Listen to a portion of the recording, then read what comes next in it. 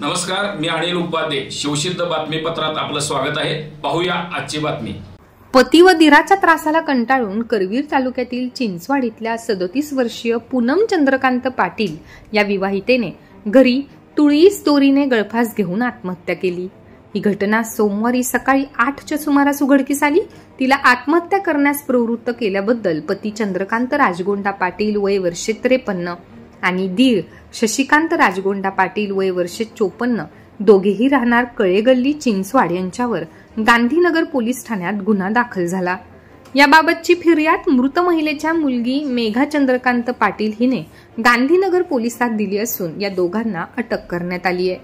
याबाबत पोलिसांनी दिलेली अधिक माहिती अशी की चंद्रकांत पाटील हा मृत पूनमचा पती आहे. पूनमचे माहेर कर्नाटकातील सदलगा हे होते. त्यांचे लग्न 2004 साली झाले होते. चंद्रकांत व त्याचा भाऊ शशिकांत या दोघांनाही दारूचे व्यसन आहे. चंद्रकांत हा पत्नीस जेवण चांगले केले नाहीस, दारू पिण्यासाठी पैसे दे अशी मागणी करत वारंवार तिला शिवीगाळ आणि मारहाण करत असे.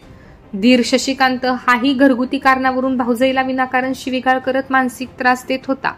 तू रेल्वे रुळाखाली जाऊन मर असे पती चंद्रकांत तिला दरडावून वारंवार सांगत भांडण करत असे. गेल्या 8 दिवसांपूर्वी पती चंद्रकांत याने पूनम हिला चाकूने मारहाण केली होती. तिच्या पायावर याच्या जखमाही होत्या, पण भीतीने तिने कोणालाही ही घटना सांगितली नव्हती. पण या दोघांचा त्रास दिवसेंदिवस वाढतच होता. पूनम या धार्मिक कार्यक्रमासाठी 2 मुलींना घेऊन माहेरी 8 दिवसापूर्वी गेल्या होत्या. मुलींची परीक्षा असल्याने 2च दिवसांपूर्वी त्या चिंचवाड येथे आल्या होत्या. आल्यानंतर पुन्हा दारू पिऊन मारहाण आणि शिवीगाळ सुरूच होती. सोमवारी सकाळी मोठी मुलगी श्रेया आणि समीक्षा या दोघी शाळेला गेल्यानंतर वारंवारच्या या त्रासाला कंटाळून जगणं असह्य झाल्याने पूनमने घरातील तुळईस गळफास घेऊन आत्महत्या केली.